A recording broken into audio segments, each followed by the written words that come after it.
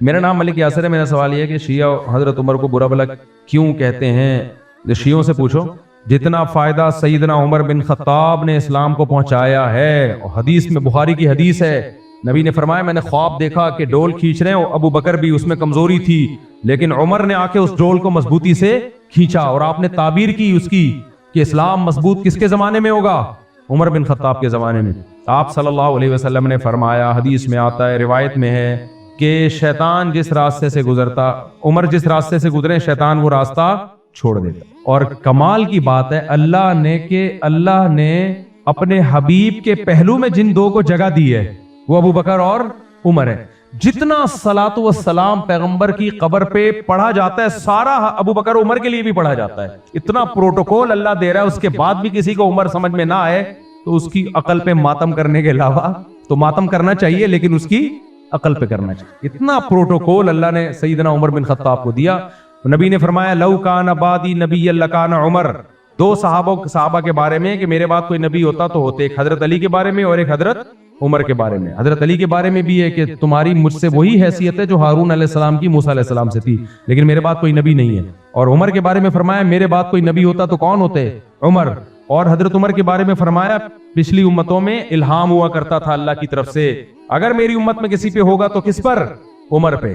तभी फिक़ह हनफी में हजरत उमर के फैसलों को बहुत वैल्यू दी गई है, क्योंकि उन फैसलों के साथ किसकी ताईद थी? पैगंबर सल्लल्लाहु अलैहि वसल्लम की। यहां फिर मैं वही बात कहता हूं अहले हदीसों से कि 3 तलाक को 3 करार देना नबी का फैसला है, तभी हजरत उमर का भी फैसला है, तो क्यों नहीं मानते उसको?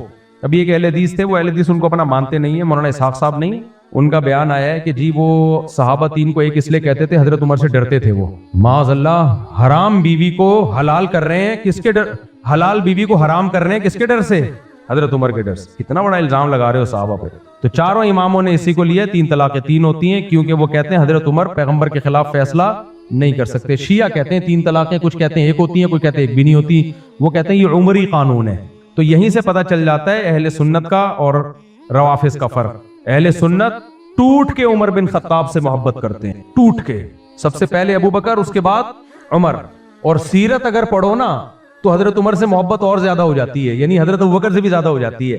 वजह उसकी है कि हजरत अबू बकर के जो फजीलत की वजह है वो उस मुश्किल वक्त में पैगंबर का साथ देना जब कोई भी आपका साथ नहीं दे रहा था। लेकिन इस्लाम को जो ताकत मिली है ना, वो किसके दौर में मिली है? उमर बिन खत्ताब के दौर में मिली है। एक गैर मुस्लिम ये बात मानते हैं, अंग्रेजों ने लिखी है ये बात, और कहते हैं इस्लामी तारीख में उमर बिन खत्ताब जैसा हुक्मरान आया ही नहीं है, उस जैसी हुकूमत कायम हुई नहीं है। सारे फितने उनके बाद शुरू हुए। हजरत उस्मान के दौर में खवारिज पैदा हुए, हजरत अली के दौर में लड़ाइयां हुई हैं, उसके बाद से हदीस में आता है एक दफा मेरी उम्मत में तलवार चलेगी तो क़यामत तक चलती रहेगी, वो खत्म नहीं होगी। अब ये तलवार हजरत ईसा इब्न मरियम आके खत्म करेंगे, वरना उम्मत लड़ती रहेगी, लड़ी रही है उस वक्त से, क्या ख्याल है? तो लेकिन उमर बिन खत्ताब के दौर तक वो ऐसा रोब और दबदबा था ना कि तो जिसको उमर समझ में ना आए तो उसकी अकल पे मातम के अलावा। कोशिश की, उसने पैसे नहीं लिए, लेकिन आपकी मेहनत तो लगी ना दुकान तक जाने में। फोकट का मतलब होता है मेहनत भी नहीं लगी हो, पैसे भी ना लगे हो, और वो खुद ही आपके घर बांट के चला गया हो। इसको कहते हैं इज कॉल्ड फ्री फोकट। तो लोग कहते हैं ना फोकट की टेंशन, यानी बिला वजह मैंने कोई टेंशन वाला काम किया नहीं, मुझे बिला वजह टेंशन देके जा रहा है। दूसरी शादी पे लोग ऐसी बात करते हैं कि मेरी ज़िंदगी जब पहली बीवी के साथ हंसी खुशी गुजर रही है तो मुफ्ती साहब फोकट की टेंशन क्यों लूँ मैं? कहते हैं, मेरा ये टॉपिक नहीं है लेकिन एक मिसाल से बात समझा रहा हूँ। लोग कहते हैं कि मुफ्ती साहब हमारी पहली वाइफ के साथ अच्छी ज़िंदगी गुजर रही है, बच्चे भी हैं, तो फ्री फोकट की टेंशन हमें क्यों दिलवा रहे हो बिला वजह? तो उनको मैं जवाब में कहता हूँ कि दूसरी शादी हम इसलिए करने का मशवरा देते हैं कि बहुत सी ख़वातीन जिनकी शादी नहीं हो रही वो फ्री फोकट की टेंशन से निकल जाएंगी। उनके लिए अल्लाह ने आप जैसे आदमी को पैदा किया है कि दूसरी बीवी बना के घर दे दे, मगर आप निकाह नहीं करके फ्री फोकट की उसको टेंशन दे रहे हो। तो ये सिर्फ फ्री फोकट का लफ्ज़ समझाने के लिए मैंने बताया है, दूसरी शादी की तरगीब देने के लिए नहीं कहा मैंने। उस पर मेरे अलग टॉपिक है, अलग बयानात कई दफ़ा हो चुके हैं। खैर, तो जो नेमत इंसान को फ्री में मिलती है और फ्री के साथ फ्री फोकट में मिलती है, उस नेमत की कदर होती है? नहीं होती। इसकी बहुत सारी मिसालें हमारे सामने। हमें भी इस्लाम की नेमत जो मिली है ना, वो फ्री में भी और फोकट में भी। मुसलमान घर में पैदा हो गए, अब्बा मुसलमान अम्मा मुसलमान, कोई टेंशन नहीं, पैदा ही मुसलमानों के घर में हुए, बल्कि इस्लाम छोड़ना टेंशन है। ये अल्लाह का कितना बड़ा फजल है अल्लाह ने हमें मुस्लिम फैमिली में पैदा करके इस्लाम छोड़ना मुश्किल बना दिया हमारे लिए। यानी हक पर कायम रहना ये आसान है, हक को छोड़ना हमारे लिए मुश्किल। कितनी बड़ी नेमत है। हज़रत मौलाना इलियास रहमहुल्लाह ताला जो तबलीगी जमात के बानियों में से हैं, उनकी किताब में लिखा, उन्होंने फरमाया, एक जगह मैंने पढ़ा उलमा के बारे में कि अल्लाह ने हम पे इतना फ़ज़ल किया कि हमें इस्लाम से, उनकी बात का मफहूम मैं अपने अल्फाज में बयान कर रहा हूँ, कि हमें इस्लाम से इतनी मोहब्बत दे दी कि इस्लाम के फलने फूलने से हमें खुशी होती है। तो ये तो कितनी बड़ी नेमत है कि इस्लाम से मोहब्बत हमें दे दी अल्लाह ने। अब इस्लाम के फैलने से हमें खुशी हो रही है, तो किसी अच्छे काम से खुशी हो, बाज़ दफ़ा अच्छा काम किया जाता है मजबूरी में, खुशी खुशी नहीं। जैसे एक आदमी ज़िना से बचता है, नौजवान ज़िना से बचता है, दिल चाह रहा है ज़िना करने का, लेकिन अल्लाह के खौफ से वो बचता है, तो बचेगा तो, लेकिन खुशी खुशी नहीं, ये सोच के कि बस यार, बस अल्लाह ने हराम कर दिया, बच लो यार। क्या ख्याल है भाई? जैसे आप जुम्मा पढ़ने आए हुए हैं, को खुशी खुशी आए हुए हैं, इंशाल्लाह खुशी खुशी आए हुए होंगे, लेकिन बहुत से लोग आए हुए हैं, अल्लाह ने फ़र्ज़ किया है जाना पड़ेगा भाई। क्या ख्याल है? बाज़ नेकियां होती हैं खुशी खुशी नहीं होती, दिल नहीं चाह रहा होता, फिर भी इंसान करता है कि अल्लाह को राज़ी करने के लिए, दिल में खुशी नहीं होती, लेकिन करना पड़ता है भाई, मुसलमान है। तो नेकी का सवाब फिर भी मिलता है अगर खुशी खुशी ना हो, बल्कि डबल सवाब मिलता है, डबल सवाब मिलता है ना, क्योंकि दिल नहीं चाह रहा फिर भी नेकी का काम कर रहा है, दिल नहीं चाह रहा फिर भी बुराई को छोड़ रहा है। कुरान कहता है फ़अल्हमहा फ़ुजूरहा व तक़वाहा, इंसान की तबीयत बुराई की तरफ माइल होती है, लेकिन वो उस चाहत के खिलाफ काम करके बुराई से बचता है। दिल चाह रहा है करने का काम, बुराई का काम, लेकिन बच जाता है। इस पे सवाब कितना मिलता है? डबल। नबी करीम सल्लल्लाहु अलैहि वसल्लम ने इरशाद फरमाया, जो बुज़दिल आदमी है उसको जिहाद का सवाब डबल मिलता है। जो बुज़दिल होता है ना, क्योंकि उसका तो लड़ने का दिल नहीं चाह रहा होता, डर लग रहा होता है, फिर भी वो अल्लाह की राह में अल्लाह के हुक्म पे लड़ता है, तो उसको सवाब बहादुर की निस्बत बोलो डबल मिलता है। जो कुरान अटक अटक के पढ़ता है उसको सवाब डबल मिलता है, क्योंकि उसका दिल नहीं चाह रहा, उसकी रवानी नहीं है। सवाब कितना हो गया? एक इल्मी पॉइंट की बात है, इसको नोट करो, काम की बात है। उसको सवाब कितना मिल गया? बोलो डबल मिल गया। दिल नहीं चाह रहा, रोज़ा रखने का दिल नहीं चाह रहा, फिर भी रखा, सवाब कितना हो गया? आप लोग मुंह से बोलो ना भाई, आपका बोलने का दिल नहीं चाह रहा, फिर भी बोलोगे तो डबल सवाब मिलेगा। किसी का भी दिल नहीं चाह रहा रिप्लाई करने का, डबल सवाब की नीयत से। ये जो बसों में होता है ना डबल ए, इसका मतलब यही होता है, सिंगल है बोले कोई नहीं चलेगा, बोला डबल है। तो जिस नेकी के करने का दिल ना चाहे वो नेकी करोगे तो सवाब कितना मिलेगा? डबल मिलेगा। बुराई से बचने का दिल नहीं चाह रहा, फिर भी बचोगे, सवाब डबल मिलेगा। अल्लाह की राह में लड़ने का दिल नहीं चाह रहा, शहादत से डर लगता है, बहादुरी से लड़ने से डर लगता है, फिर भी लड़ेगा, सवाब डबल मिलेगा। दूसरी शादी का दिल नहीं चाह रहा, कौम की खातिर औरतों को ठिकाना देने के लिए शादी करेगा, सवाब बोलो डबल मिलेगा।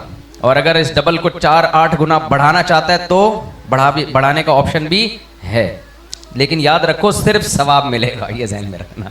लोग खुशी में आ जाते हैं, अच्छा यार ये तो बड़ा सिर्फ क्या मिलेगा? सवाब मिलेगा। और मैं वाक़या सुनाता हूँ ना, एक साहब आए, बहुत पुरानी बात है, 20-25 साल हो गए, मुझे कहने लगे मुफ्ती साहब एक दूध पत्ती पिलानी है, बहुत अहम मशवरा है। असल में तो मशवरा करना था, उन्होंने कहा ऐसे नहीं, अलग से होटल में ले जाके दूध पत्ती सामने होगी फिर, ताकि आप बिल्कुल फोकस से मुझे मशवरा दे सकें। बात कितनी पुरानी है? 20-25 साल पुरानी बात। मैंने कहा वैसे ही मशवरा, कहने नहीं ऐसे नहीं, फोकस रहे आपका, क्योंकि बहुत इंपॉर्टेंट मशवरा लेना चाहता हूँ। होटल में ले गए, दूध पत्ती का ऑर्डर किया, हमारे सामने दूध पत्ती, उनके सामने दूध पत्ती, कड़क सी कराची की, कराची और पेशावर और कोयटा नहीं सॉरी कराची और कोयटा की जो दूध पत्ती है पूरी दुनिया में कहीं नहीं मिलती। अगर किसी को दूध पत्ती पीनी है तो सिर्फ कराची और कोयटा, बस, इसके अलावा सब बेकार की बातें हैं। खैर, तो जब उन्होंने पिलाई तो मेरा दिमाग ज़ाहिर है, सारे दिमाग के जो हार्मोन्स वार्मोन्स सब एकदम क्या हो गए? एक्टिव। अब मैं मशवरे की पोजीशन में दाखिल हो गया, फुल पोजीशन, मशवरा सही दूँ। तो कहने लगे मैं दूसरी शादी करना चाहता हूँ, क्या मशवरा है? मैंने कहा दूध पत्ती पी हुई है ना, अब फोकस है ना, फोकस टू द पॉइंट बात होगी। मैंने कहा सवाब की गारंटी है, हालात की कोई गारंटी नहीं है, बस टू द पॉइंट। तो उन्होंने कहा आप तो इतनी तरगीबें देते हो, बस। मैंने कहा बस यही, उस पूरी तरगीब का हासिल क्या है? सवाब मिलेगा, अल्लाह खुश होगा, पब्लिक नाराज होगी लेकिन अल्लाह खुश। अगर आपके बच्चे हैं वो भी नाराज, अल्लाह खुश। पहली बीवी नाराज, अल्लाह खुश। ससुर नाराज, अल्लाह खुश। पड़ोसी नाराज, अल्लाह। तुम लोग को क्यों नहीं बोल? डबल सवाब मिलेगा ना, बोलो ना। पड़ोसी नाराज, अल्लाह खुश। बहनें नाराज, अल्लाह खुश। माँ नाराज, अल्लाह खुश, बाप नाराज, अल्लाह खुश, हुकूमत नाराज, हो सकता है केस हो जाए, 6 महीने की जेल हो जाए, अल्लाह खुश, जरदारी नाराज, अल्लाह खुश, शहबाज शरीफ नाराज, अल्लाह खुश। तो सारी दुनिया के, हत्ता के मस्जिद का इमाम नाराज, अल्लाह खुश, मुक्तदी नाराज, अल्लाह खुश। खुश सिर्फ वो दूसरी औरत होगी जिसको ठिकाना दिया आपने, तो उसी की वजह से अल्लाह क्या होगा, खुश। बाकी हालात, मैंने कहा हालात तो ऐसे होंगे ना कि मोस्ट वांटेड अपनी बाइक और गाड़ी के पीछे लिख दो। तो मैंने कहा अगर इसको इंजॉय करने का तहम्मुल और बर्दाश्त है तो करो, वरना फिर मैंने कहा देखो कराची में बसों के पीछे लिखा होता है तप्पड़ है तो पास कर वरना बर्दाश्त कर। कितना अजीम जुमला रक्षों और बसों के पीछे लिखा होता। और रक्षे वाला बीच रोड पे चलाता है, रोड घेर के ना, पीछे लैंड क्रूजर वाले को वो रास्ता नहीं दे रहा होता, बीच रोड पे चला रहा है। अब आदमी को गुस्सा तो आएगा ना, यार मुझे क्रॉस करने दे, तो पीछे उसने लिखा होता है तप्पड़ है तो पास कर वरना बर्दाश्त। मैंने कहा वो इतनी बड़ी टेंशन लेता है देता है सिर्फ इस एक जुमले को लिख के, तो आप भी अपनी बाइक पे लिख देना तप्पड़ है तो पास कर वरना बर्दाश्त कर, जो उखाड़ना है उखाड़ लो। खैर ये टॉपिक नहीं है, ये तो हम बीच में फ्री फोकट समझाने के लिए मैंने ये आपके सामने मिसालें रख दी। तो बात ये चल रही थी कि जो नेमत इंसान को, अच्छा ये फ्री से एक और चीज़ याद आई, अब क्या करूं यार। बाज़ लोग कहते हैं हमारी पहली बीवी हमारी दूसरी शादी करा रही है और अपनी वाइफ से मेरी बात कराते हैं, वो वाइफ कहती है मैं दिल से राज़ी हूँ, मैं खुद करवा रही हूँ। मैं उस वाइफ को कहता हूँ ये आपका काम नहीं, आप ना करवाएं, छोड़ दें इसको अपने हाल पे। वो आदमी इतना गुस्से करता है, यार मुफ्ती साहब मेरी बीवी इतनी मुश्किल से राज़ी हुई थी और वो मेरी दूसरी शादी करा रही थी और आपने उसी को बोल दिया कि आपका काम नहीं है। तो मेरा जवाब पता है क्या होता है, बकरे को कभी नहीं कहा जाएगा कि कुर्बानी के लिए लेट जाए। वो क्या ख्याल है, ये ऐसा ही है जैसे बकरा ज़बा करना है और मुझे आके कह रहे हैं बकरे को समझाओ कि लेट जाए। और भाई जिस औरत पे सोगन आ रही है उसको तकलीफ होगी, उससे क्यों ये काम करवा रहे हो। दूसरी बात ये कि उससे कहना कि मेरी शादी करवाओ, इसका मतलब आप में तप्पड़ नहीं है फिर, क्योंकि रिएक्शन सबसे ज़्यादा उसी की तरफ से होना था, उसी को आपने साइड पे लगा दिया। अब रिएक्शन तो फिर भी होगा, ये ध्यान में रखो, लेकिन आपने करने के बाद सारी बल्ली डालनी है उसके ऊपर कि तुमने ही तो बोला था, और घुन्ने बन जाओगे आप। अब जो टेंशन आएगी, एक तो उस पर सोकन आने की टेंशन, दूसरी इस टेंशन की जिम्मेदार भी आप उसको बनाओगे। इसलिए मैं औरतों को कहता हूं आपका ये काम नहीं है अपने मियाओं को दूसरी शादी की तरगीब देना, आपका ये काम नहीं है। आप बोलो भाई मुझे मेरे हुकूक चाहिए, करना ना करना ये आपका हेडेक है, मुझे मेरे हुकूक में जरा कोताही हुई नहीं छोड़ूंगी मैं। औरत का काम यही है। हमारे नबी ने जितनी शादियां की अम्मी आयशा ने थोड़ी कराई थी, नहीं आई समझने बात। हजरत सौदा हजरत आयशा नबी के निकाह में थी, तो बाकी सारी शादियां हजरत सौदा हजरत आयशा ने थोड़ी करवाई थी, नबी ने कर ली, बता दिया, बस इस तरह हुआ है। वजह उसकी ये कि जब बेगम आपके साथ होगी, ससुराल आपके साथ होगा, तो फिर जो आपको दूसरी बीवी मिलेगी वो फ्री और फोकट में मिलेगी। तो जो फ्री फोकट में चीज मिलती है, बाद में जो टेंशनें आएंगी नहीं उठा पाओगे तुम। पहले ही टेंशनों को बर्दाश्त कर लिया, इसका मतलब तप्पड़ है। आई बात समझ में। शुरू में ससुराल की मुखालफत को बर्दाश्त करके कर ली, इसका मतलब ये बाद में भी बर्दाश्त कर सकता है। शुरू में ही अगर टेंशन नहीं हो रही और बेगम और ससुराल मिला हुआ है, टेंशन तो वो देगा। या तो ऐसा होता ना कि नहीं दे, जब वो तो सोकन जब आएगी तो बीवी टेंशन देगी। ये हो नहीं सकता कि टेंशन न दे, वो इम्पॉसिबल है, वो देगी। तो जब देगी तो फिर तुम बल्ली डालोगे उसी के ऊपर कि आप तुमने ही तो बोला था, आपने ही तो बोला था। नहीं भाई आपने नहीं बोला था, आप जिम्मेदार नहीं हो, मैं जिम्मेदार हूं। बेगम मेरे जो हुआ है मैं जिम्मेदार हूं, इसको आप भुगतो। इसको समझ में आ रही है बात, यानी आप भुगतोगे। तो इसलिए जो पेड़े खा के करता है ना दूसरी, तो मैं उसको मना करता हूं, ये आपका काम नहीं है। इसमें शुरू से ही फाइट होगी, फाइट के बाद जब जीतोगे तो फिर इसका मतलब तुम में फाइट बर्दाश्त करने की ताकत है। देखो जो अपने रक्षे के पीछे लिखा है तप्पड़ है तो पास कर वरना बर्दाश्त कर, तो इसका मतलब ये नहीं होता मैं साइड पे हो रहा हूं तुम निकल जाओ। उसने लिखा इसलिए होता है मैं बीच सड़क पे ही चलाऊंगा, तेरे अंदर तप्पड़ है तो पास कर वरना बर्दाश्त।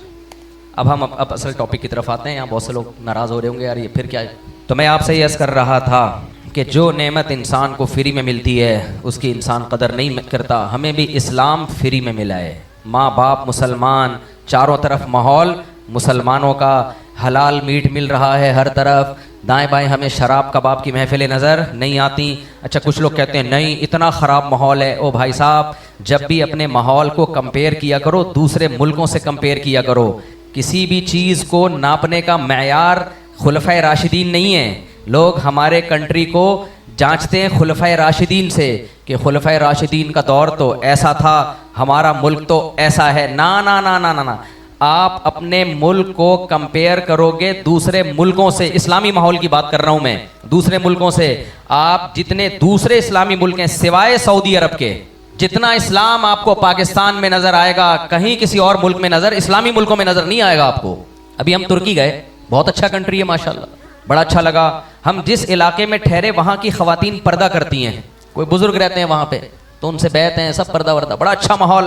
किसी काम से हम किसी दूसरे इलाके में गए तो आप यूरोप को भूल जाओ, नाइट क्लब भी हैं, ठिश पिश चल रहा है और नाच रहे हैं गलियों में। हमारे दोस्तों ने कहा कि ये माहौल हमें कभी भी पाकिस्तान में नजर नहीं आया। हो रहा है, इंडोर हो रहा है, खुला डुल्ला नहीं हो रहा। और अगर खुला डुल्ला होता है मीडिया पे उसके खिलाफ भरपूर आवाज उठाई जाती है, भरपूर आवाज। मलेशिया में देख लो जाके क्या माहौल है। तो इसलिए मेरे भाई कुछ पॉजिटिव सोचना भी सीख लो। आप आए, मेरी बेगम ऐसी, मेरी बेगम वैसी, सहाबियात तो ऐसी थी, तो क्या कहा जाएगा? अबे तू अपनी बीवी का मुकाबला सहाबियात से क्यों करवा रहा है? दाएं बाएं की औरतों से कराना, क्या ख्याल है? कोई खातून कहे सहाबा तो अब ऐसे थे अपनी बीवी के लिए, हम कहेंगे भाई तुम्हारा मियाँ जो जमशेद है उसको गफ्फार से मुकाबला कराओ, सत्तार से मुकाबला कराओ, तो सहाबा से मुकाबला कराओगे तो हार जाएगा। उन जैसा कौन हो सकता है? इसी तरह इमाम और बुजुर्ग को भी सहाबा से मत नापा करो। मस्जिद के इमाम और बुजुर्गों को आज के बुजुर्गों के हिसाब से कंपेयर किया करो। लोग कहते हैं हजरत उमर तो इतने पेवंद लगे हुए कपड़े पहनते थे, हजरत उमर तो इतने बड़े खलीफा हो के ऐसी गुर्बत में, और इमाम साहब को देखो, हमारे इमाम साहब को देखो। तो भाई साहब अपने इमाम का मुकाबला हजरत उमर से करा रहे हो, तो फिर अपना मुकाबला हजरत अबू हुरैरा से कराओ ना। मामून था, हारून था, पता नहीं बादशाह था, एक दफा सवारी पे जा रहा था, बड़ी शाही सवारी जैसे बादशाहों की होती है, तो उसकी लगाम, एक आदमी ने घोड़े की लगाम पकड़ी और कहा, बेटा रिकॉर्ड नहीं करो ठीक है ना, घोड़े की लगाम पकड़ के एक शख्स ने कहा कि तुम ज्यादा बेहतर हो या उमर बिन खत्ताब? उसने कहा भाई उमर बिन खत्ताब का कौन मुकाबला कर सकता है? तो उस शख्स ने कहा कि उमर बिन खत्ताब रजी अल्लाह अन्हु तो इतने बड़े खलीफा और पेवन ज़दा कपड़े पहन के गधे पे सवारी करते थे, तू उनकी खाक के बराबर भी नहीं है, और तू ऐसा शाही लिबास पहन के शाही घोड़ों पे इस प्रोटोकॉल के साथ घूम रहा है, शर्म नहीं आती तुझे? ये मैं अपने अल्फाज में उसकी बात को बयान कर रहा हूँ। तो वहाँ जो खलीफा था ना, उसने जवाब दिया, बादशाह ने जवाब दिया कि उमर बिन खत्ताब की हुकूमत अबू हुरैरा जैसे लोगों पे थी। अगर उमर बिन खत्ताब के कपड़ों पे 12 पेवन तो अबू हुरैरा रजी अल्लाह अन्हु के कपड़ों पे 15 पेवन। और मेरी हुकूमत, हमारे उस्ताद जब ये वाक़या सुनाते थे तो एक लफ्ज बढ़ाते थे, मेरी हुकूमत तेरे जैसे गधों पे है। तू चाहता है कि खुद तू प्रोटोकॉल के साथ घूमे और बादशाह गधे पे घूमे। अवाम जो है वो तो शाही लिबास पहन के, रेशमी कपड़े पहन के घूमे, और बादशाह है भाई गधे पे पेवंदा कपड़े। तो कहा उमर बिन खत्ताब की हुकूमत अबू हुरैरा जैसे नेक लोगों पे थी और मेरी हुकूमत तुम जैसे गधों पे। यानी गधे का लफ्ज हमारे उस्ताद बढ़ाते थे वाकई में जान डालने के लिए। नहीं आई मेरे ख्याल है बात? तो हर जब भी अपने मुल्क को कंपेयर करो और अपनी कौम को, दाएं बाएं लोगों को, तो किससे कंपेयर करो? आज के लोगों से कंपेयर करो। तो इस्लामी लिहाज से मैं नहीं कह रहा पाकिस्तान में सारी चीज़ें इस्लामी चल रही हैं, लेकिन जितने इस्लामी कंट्री हैं सऊदी अरब के अलावा, उसमें सऊदी अरब और पाकिस्तान का पल्ला इस्लामी होने में सबसे भारी है। जिसने ट्रैवलिंग की है वो ये बात जानता है, समझता है बात को कि नहीं समझता है? खैर, और सबसे ज्यादा तहरीकें यहां चल रही हैं इस मुल्क को तोड़ने के लिए। लेबल इस्लामी लगाया जा रहा है कि इस्लाम ला रहे हैं, लेकिन इस्लाम नहीं आ रहा, तोड़ने की तरफ जा रहा है। तो एक ही रह गया है, उसको भी बेड़ा गर्क कर दोगे। खैर, तो मैं ये अर्ज कर रहा था, जो नेमत इंसान को फ्री फोकट में मिलती है, इंसान उस नेमत की कदर नहीं करता। अब्बा की विरासत देख लो। अक्सर जिन बच्चों के बाप मेहनती होते हैं, बच्चे सुस्त होते हैं। अक्सर देखा होगा। वजह क्या है? सारी मेहनत बाप ने कर ली होती है, बच्चों को फ्री में खाने को मिल रहा होता है, लिहाजा नालायक बाप परेशान होता है कि यार मैं ऐसा था और बच्चे कैसे हैं। तो मैं उनसे कहता हूँ तुम अच्छे थे इसलिए तुम्हारे बच्चे नालायक हैं। तुम अगर मेहनत ना करते तो बच्चे मेहनती होते, सर पे पड़ती उनको। इसलिए माँ बाप को चाहिए कि बच्चों से मेहनत कराएं। एक साहब मुझे अपना बेटा गोद में लेकर आए और कहने लगा, मेरा बेटा दुकान में जाके जिस चीज पे हाथ रखता है मैं कीमत नहीं देखता, उसको दिला देता हूँ फौरन, क्योंकि इसकी सारी ख्वाहिशात तो पूरी कर रहा है। कल जब तू मर जाएगा या जेब में पैसे नहीं होंगे या तू रिटायर हो जाएगा, इसकी ख्वाहिशात पूरी नहीं होंगी, तो नतीजा क्या करेगा? सदर बनने की कोशिश करेगा पाकिस्तान के, मुख्तसर लफ्जों में सियासत में आएगा। क्या ख्याल? चोरियां करेगा, डकैतियां करेगा, ये करेगा, वो करेगा। ख्वाहिशात का गुलाम बना दिया आपने। इस्लाम की जितनी इबादतें हैं ना, उन तमाम इबादतों में ख्वाहिशात कुर्बान कराई जाती हैं। इसी से कौम बनती है। रोजे में ख्वाहिशात पूरी करवाई जाती हैं, कुर्बान कराई जाती है। बोलो, छोड़ना पड़ता है खाना पीना। और नमाज में ख्वाहिशात पूरी करवाई जाती हैं, कुर्बान करवाई जाती हैं। कुर्बान पाक करना है जिस्म को, कपड़े पाक करने हैं, वुजू करना है। सर्दियों में भी वुजू करना होता है। गांव देहातों में यख ठंडे पानी से बाज़ गुसल करना पड़ता है। सुबह सुबह यक ठंडे पानी से, गर्म पानी का इंतजाम नहीं होता, अगर हो भी तो कितना मुश्किल है सर्दियों में गुस्ल करना। फजर की नमाज आसान है, मुश्किल है, उठाया जाता है सुबह सुबह। ज़कात आसान है, मुश्किल है, माल निकाला जाता है। इस्लाम में लेने के फजाइल नहीं है, पैसा पैसा देने के फजाइल हैं। बूढ़े माँ बाप के सामने उफ मत करो, आसान काम है, मुश्किल काम है। अंग्रेज ने आसान काम किया, अब्बा को उठा के ईदी सेंटर में जमा करा दिया। उसने मुश्किल काम किया, आसान काम किया। आसान ही अब्बा अम्मा को उठा के कहाँ जमा करा दो? ईदी सेंटर। उनको लोग के जो ईदी सेंटर होते हैं, ओल्ड हाउस जिसे कहा जाता है, होता वो ईदी सेंटर ही है। इस्लाम में तो सारी सुबह से लेके शाम तक मुश्किलात ही हैं। आप कह सकते हो ये दूसरी शादी पे जो आप बात करते हो बड़े मजे का काम है, तो कर क्यों नहीं लेते? मजे का काम है तो ये भी तो मुश्किलात हैं, जिम्मेदारियां बढ़ गई। तो अब आप कह सकते हो मुफ्ती साहब, अभी आप कह रहे थे इस्लाम बड़ा मजेदार मजहब है, अब आप कह रहे हो इस्लाम में मुश्किलात ही मुश्किलात हैं। वो मैं बताऊंगा इंशाल्लाह, वो मैं बताऊंगा, उसको एक्सप्लेन करूंगा इंशाल्लाह। मुश्किलात ही मुश्किलात। सफाई हमारे मजहब का हिस्सा है। खुद को गंदा रखना आसान है, साफ रखना आसान है, या गंदा रखना आसान है? गंदा रखना। बगलों के बाल छोड़ दें आप, बढ़ते चले जाएंगे। ज़ेरे नाफ बाल छोड़ दें आप, बढ़ते चले जाएंगे, कोई मेहनत नहीं करनी पड़ेगी। क्या ख्याल है? नबी ने फरमाया हर मुसलमान पे लाजिम है हफ्ते में एक दफ़ा कम से कम लाजमी गुस्ल करे। सही हदीस है, कम से कम हफ्ते में एक दफ़ा गुस्ल करना हदीस के मुताबिक मुसलमान पर लाजिम है। और अगर गुस्ल फ़र्ज हो जाए, नाइट फॉल हो गया या गुस्ल जनाबत, तो वो तो फिर जितनी दफ़ा उतनी दफ़ा गुस्ल करना पड़ेगा। आसान है, मुश्किल है? एक खातून का केस हमारे पास आया। वो खातून अपने मियाँ से खुला मांग रही थी। मैंने कहा भाई क्यों भाई? कहनी ये कमबख्त गुस्ल जनाबत ही नहीं करता। ऐसे ऐसे मार्केट में मुसलमान मियाँ आ रहे हैं। अब ये गैर मुस्लिमों में तो सुना था, गैर मुस्लिमों में, कि वो मियाँ बीवी का मिलाप होता है और गुस्ल किए बगैर ऑफिस चले जाते हैं। मुसलमानों में खुदा की कसम पहली दफ़ा सुना है मैंने। अच्छा भला पढ़ा लिखा आदमी है और बेगम कह रही है कमबख्त गुस्ल जनाबत ही नहीं करता है ये। मैंने कहा तो मुझे उससे घिन आने लगी। मैंने कहा यार ये तो क्यों नहीं कर रहा? मुश्किल काम है, क्या जरूरत है भाई? बस उठो सुबह, पतलून पहनो, मुंह पे थोड़ा सा छपका मारो और पतली गली से निकल लो। क्या ख्याल है? आसान है ना? जितने काम इस्लाम ने बताए हैं सिवाय बकरीद में गोश्त खाने के। बकरीद में 3 दिन क्या है? खाने पीने के अय्याम है, बस ये खाने का दिन है। लेकिन इसमें भी मुश्किल है क्योंकि ये गोश्त फ्री फोकट का नहीं है। ये गोश्त आम दिनों में आप दुकान से खरीदते सस्ता होता, आपको 3-4 लाख का बैल ला के काटोगे तो वो महंगा पड़ेगा। तो ये भी आसान है लेकिन हकीकत में ये भी मुश्किल है। गरीबों के लिए मजे हैं इसमें, जो कुर्बानी कर रहा है उसका तो खर्चा हो रहा है। सारे हकाम क्या है मेरे भाई? मुश्किल। गुस्सा जारी करना आसान, गुस्सा पीना मुश्किल। तो अल्लाह ने कुरान में अहले ईमान की सिफत क्या बयान फरमाई? जब गुस्सा आता है चपेट लगाते हैं सामने वाले को ना। वलकाज़िमीन अलगैज़, ईमान वाले लोग गुस्से के कड़वे घूंट को पीते हैं।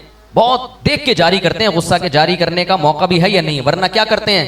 पी जाते हैं। कोई बात नहीं, गुस्सा है। मैंने अपने बुजुर्गों को देखा है, अल्लाह उनकी उम्र में बरकत दे। मेरे अंदर ये खासियत नहीं है। हमें भी गुस्सा आता है, दिल चाहता है चमाट लगा दो, घुमा दो सामने वाले, ऐसा कर दो कि पता ही ना चले कि ये उस तरफ मुंह करके खड़ा है या इस तरफ मुंह करके खड़ा है। ऐसा डिजाइन बना दो इसका। यही होता है ना गुस्से में, घुमा दो उसको, पता ही नहीं चले कि सीधा किधर से है उल्टा किधर से। वो बचपन में लतीफ़ा सुनते थे कि एक आदमी को सर्दी लग रही थी तो उसने पता नहीं शर्ट ऊपर कर ली, यूं करके बांध ली ना, और आंखें खोल दी। तो सामने वाले को पता ही नहीं, वो समझा ये सरकटा आ रहा है। हमारे यहाँ कब्रिस्तान में जब मैं नया नया यहाँ आया तो लड़के कहते थे मुफ्ती साहब इधर एक सरकटा है कब्रिस्तान में। वो याद रखो, सरकटे नहीं होते। कुछ लोग स्वेटर ऊपर यूं करके पहन लेते हैं तो वो देखने में क्या लगते हैं? सरकटे लगते हैं। तो एक ट्रक आ रहा था, दोनों तरफ बत्तियां थी, ये समझा 2 बाइकें आ रही हैं। क्या आ रही हैं? 2 बाइकें। तो इसने का बीच में से गुजार लेता हूँ। कराची में होता है ये सब कुछ, रोडों पे लाइटें नहीं है ना, तो ट्रक को बाज दफा 2 बाइकें समझ के लोग बीच में घुसेड़ देते हैं। उसके बाद उनका वो हशर होता है कि पता ही नहीं चल रहा होता है सीधा किधर से है और बोलो उल्टा कहां से। तो वो तो उसने तो स्वेटर यूं किया हुआ था, तो ट्रक ड्राइवर समझा शायद इसकी गर्दन मार्केट से शॉर्ट हो गई। खैर अब ये किस्से लंबे हो जाते हैं, मैं बात की तरफ आता हूं। तो क्या बात कर रहा था? हाँ, तो गुस्सा जारी करना आसान। हाँ, गुस्सा जारी करना उस वक्त मुश्किल है जब सामने ताकतवर हो। पता होता है कि अगर मैंने एक चपेट घुमाया तो ये आगे से 10 चपेड़ा लगाए। तभी बॉस के सामने लोग गुस्से को पीते भी हैं, यस सर करते भी रहते हैं। हाँ, मस्जिद के इमाम के सामने गुस्सा है, फौरन जारी कर देते हैं। ये नहीं देखते कि ये इमाम है, इसके पीछे नमाज पढ़ते हैं, थोड़ा सा क्या करो, सब्र करो। सफ़ेद दाढ़ी वाले पे गुस्सा है, फौरन जारी कर देते हैं। हालांकि नबी ने हुक्म दिया कि इन्न मिन इकरामिल्लाहि, इन्न मिन इजलालिल्लाहि इकराम अदिशीबिल मुस्लिम। जो बूढ़ा होता है, सफ़ेद दाढ़ी वाला होता है, उसकी ताज़ीम दर हकीकत अल्लाह की ताज़ीम है। तो बूढ़े के सामने गुस्सा जारी बोलो मत करो, खामोशी रहो। मुझे बड़ा गुस्सा आता है, लोग मस्जिद में कहते हैं हमारी मस्जिद में फला बुढ़ा वो ये बड़ा चीखता है। यार ये बुढ़े का लफ्ज़ ना बोलो, बुजुर्ग बोल लो यार। कहाँ से ड्रामों से सीख रहे हो, फिल्मों से सीख रहे हो, कहाँ से सीख रहे हो? पहले ज़माने में जब इस्लाम दुनिया में गालिब था ना, इतनी रिस्पेक्ट होती थी बुजुर्गों की कि लोग दाढ़ी सफेद किया करते थे, आज दाढ़ी जो सफेद है वो काली कर रहा होता है ताकि जवान नजर आऊं। पहले जमाने में जब मुसलमानों में बुजुर्गों का एहतराम था ना इन हदीस की वजह से कि भाई सफेद रीश का हमने क्या करना है, एहतराम, तो इतना रिवाज बढ़ गया था, जवान जवान लोग दाढ़ियां सफेद करते थे ताकि मिचोर नजर आए, बूढ़े नजर आए और लोग हमारी राय को वैल्यू दे, लोग हमें रिस्पेक्ट दें। यहां तक के फुकहा को लिखना पड़ा कि जैसे दाढ़ी को काला करना गलत है, सफेद करना भी क्या है, गलत है। ये मसला लिखना पड़ा कि धोखा दे रहे हो लोगों को, तुम हो नहीं बुजुर्ग, बिला वजह जबरदस्ती बुजुर्ग बन रहे हो। यह उस जमाने की बात है जब इस्लाम दुनिया में गालिब था और मुसलमान अपने दीन पर था। इतना एहतराम है इस्लाम में बुजुर्ग का, लेकिन लोग कैसे बात कर रहे होते हैं, बुढ़े को देखो क्या हो गया, बुढ़ा पागल हो गया, बुढ़ा सठिया। मुझे ये अच्छा नहीं लग रहा ये अल्फाज बोलते हुए, लेकिन मार्केट में ये अल्फाज चल रहे हैं। यार बूढ़ा है, डांट दिया, चुप करके बैठ जाओ यार, आगे से जवाब क्यों दे रहे हो। लेकिन ब्रेकें फेल हैं। यही बॉस जब होगा ना जिसके बारे में खतरा है कि मैं जॉब से निकाल दूंगा, फिर देखो यस सर जी सर। मैंने हुकूमती इदारों में ये मंजर अपनी आंखों से देखा है, यस सर जी सर वाला। मेरा प्लॉट का बिजनेस था ना, 15-20 साल पहले मुझे किसी प्लॉट की फाइल के सिलसिले में किसी हुकूमती इदारे में जाना पड़ गया। तो मैंने देखा वो जो ऑफिसर है ना जिसका काम है आखिर में जब वो साइन करेगा तो अप्रूवल होगी, उसके साइन के बगैर अप्रूवल नहीं होगी। तो जो दाएं बाएं लोग बैठे हुए थे वो ऑफिसर बहुत बदतमीजी से उनसे बात कर रहा था। मैं बहुत ऑब्जर्व करता हूँ इन चीज़ों को, तो बदतमीजी से बात कर रहा था। तो वो जितने भी थे ना वो नो सर, यस सर, जी सर, एक को भी गुस्सा नहीं आ रहा। मैं कह रहा यार ये ऑफिसर किस बदतमीजी से बात कर रहा है, मगर इन लोगों में किसी एक ने भी गुस्से का इजहार नहीं किया है। इतनी बर्दाश्त। एक वकील आया, उस ऑफिसर से कहा कि सर प्लीज इस पे साइन कर दें, बड़ी मेहरबानी होगी सर प्लीज। बड़े आराम से, जैसे कुरान ने कहा ना माँ बाप के सामने मीठे लहजे में बात करो, तो उससे भी ज्यादा मीठे लहजे में किससे बात कर रहे हैं, ऑफिसर से। कोई क्लाइंट होगा, उसकी कोई फाइल अटकी हुई होगी, तो सर प्लीज, आप सर प्लीज, बहुत आहिस्ता आवाज में, बहुत ही आहिस्ता, सर प्लीज। और वकील भी बड़ा वकील। मैंने देखा कि ऑफिसर को गुस्सा आया, उसने उठा के फाइल ऐसे करके दीवार पे मारी है। आदमी की खोपड़ी घूमेगी कि नहीं घूमेगी कि यार आप साइन नहीं करते तो ये बदतमीजी तो ना करो ना, फाइल उठा के आप दीवार पे मार रहे हो। फिर भी गुस्सा नहीं आया। ये मंजर मैंने अपनी आंखों से देखा है और मैं इससे मैं ये सीख रहा था कि अल्लाह ने जो कहा है ना माँ बाप के सामने आवाज बस करो, ये हमें समझ में नहीं आता।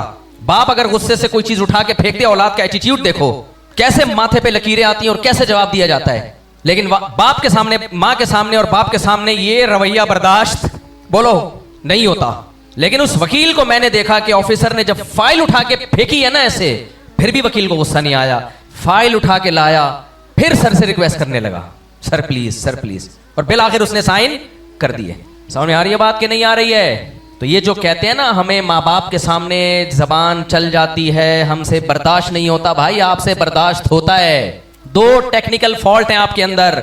एक, माँ बाप के एहसानात भूल गए हो कि तुम्हारी माँ ने तुम्हें कैसे पाला था, और तुम्हारा बाप तुम्हें ये शेल्टर ना देता तो तुम्हें ये इज्जत ना मिलती। तुम्हारी माँ भी तुम्हें इज्जत के साथ नहीं पाल सकती थी अगर बाप की सपोर्ट ना होती।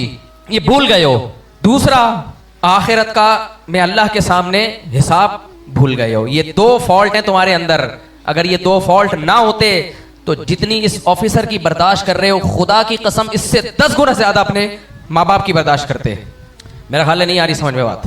तो मैं बयान ये कर रहा था कि जो नेमत इंसान को फ्री में मिलती है, इंसान उसकी कदर नहीं करता। हाँ, बात ये चल रही थी कि ये जो इस्लामी अहकाम क्या है, मुश्किल है ना। मुश्किल अहकाम का मतलब क्या है? माँ बाप के सामने चीखना आसान है, खामोश रहना बोलो मुश्किल। तो इस्लाम ने आसान हुक्म दिया या मुश्किल हुक्म दिया? हाँ, बॉस के सामने चीखना मुश्किल है, चुप रहना क्या है, आसान है, क्योंकि पता है जॉब से क्या कर देगा, निकाल देगा। हमारे एक दोस्त एक मल्टीनेशनल कंपनी में जॉब लगी, बड़े गुस्से के तेज थे, हर वक्त चीखना चिल्लाना, जरा सी बात। हमारी भी उनसे गैदरिंग थी, कभी कभार हम खाने पे चले जाते तो होटल में देखते ना खाना मजे का नहीं है, उसको सुना देते थे। जो होटल का ओनर था उसको सुना, तुमने क्या हमने पैसे लिए हैं सब, यानी मशहूर था कि भाई ये इससे जरा बच के रहना। अपना वाकया मुझे सुनाया उन्होंने। एडमिन लगे किसी मल्टीनेशनल कंपनी में, तो कोई मुलाजिम आया, चाय देर से लाया होगा या चाय गिर गई होगी या कुछ उल्टा शुल्टा काम, तो इन्होंने उसको डांट दिया। कह रहे जैसे ही मैंने ऊंची आवाज से डांटा है ना, मेरे खिलाफ कंप्लेन। अफसराने बाला की तरफ से ऑर्डर आ गया। तो कहते हैं एक ऑफिसर ने, जो एक बड़ा था, उसने मुझे बुलाया और कहा कि हमारे यहाँ सुई गिरती है ना जमीन पे, जिसे कहते हैं ना पिन ड्रॉप साइलेंट, यही कहते हैं ना, साइलेंस, पिन ड्रॉप साइलेंस। सुई गिरती है ना, आवाज आ जाती है, इतनी कंपनी में हमें खामोशी चाहिए ऑफिस में। तो ये पहली दफा बर्दाश्त कर लिया, इसके बाद दोबारा हुआ ना, ये कान से पकड़ गए बाहर। नहीं आई समझ में बात? उसके बाद अल्हम्दुलिल्लाह दोबारा उनसे कभी भी ये हरकत नहीं। अब्बा अगर औलाद को धमकी लगा दे, बेटा आज तू चीखा है मेरे सामने, दोबारा चीखा ना तो कान से पकड़ के बाहर, बेटा उसी वक्त दोबारा चीखेगा कि निकाल के दिखाओ। बेटा क्या कहेगा? उसी वक्त रिप्लाई करेगा, बोलेगा अब्बा मैं उधार नहीं रखता, निकाल के दिखाओ। समझ में आ रही है कि नहीं आ रही है? तो इसलिए मेरे भाई, हज आसान है मुश्किल है? मुश्किल। हज में ना सिर्फ यहां से बैठ के हज पे जाना आसान लगता है, जब जाता है ना आदमी तो दिन में तारे नजर आ जाते हैं। यहां से बड़ा अच्छा माशाल्लाह हज करने जा रहे हैं, माशाल्लाह माशाल्लाह। लेकिन जैसे ही सऊदी एयरपोर्ट पे उतरता है, उसके बाद लब्बैक लब्बैक कहना भूल जाता है। इमिग्रेशन में इतने मसाइल, फिर आगे वो जो पासपोर्ट रख के बसों में तरतीब से बिठाता है, वहां से लेके वहां तक मसाइल ही मसाइल हैं, परेशानियां ही परेशानियां हैं। तो तभी जो लोग हर साल हज कर रहे होते हैं ना, लोग तो उनका मजाक उड़ाते हैं, क्या भाई बड़ा पैसा है, हर साल हज कर रहे हैं, बड़ी अय्याशी है। मैं कहता हूँ हर साल हज कर रहा है, खुदा की कसम इसके दिल में बैतुल्लाह की मोहब्बत है, वरना एक दफा हज के बाद आदमी दोबारा नहीं जाता। मैं नहीं कह रहा ये बहुत नेक है, लेकिन इसकी अलामत है, इसके दिल में बैतुल्लाह की मोहब्बत है, ये मोहब्बत खींच रही है, वरना वहां पर कोई लड्डू पेड़े नहीं मिल रहे होते, पैसा भी ठीक ठाक खर्च होता है और जिस्मानी टेंशन भी ठीक ठाक होती है। और जो अल्लाह वालों का हज और उम्रा है ना, वो मेरे और आपकी तरह नहीं होता। मैं और आप जब हज उम्रे पे जाते हैं, हमारी कोशिश होती है फौरन से पहले एहराम से निकलें। क्या ख्याल है भाई? जितनी जल्दी उम्रा करें ताकि हम एहराम से बाहर आएं। हमने अपने बुजुर्गों को देखा है, वो कोशिश करते हैं एहराम में ज्यादा से ज्यादा टाइम गुजारें।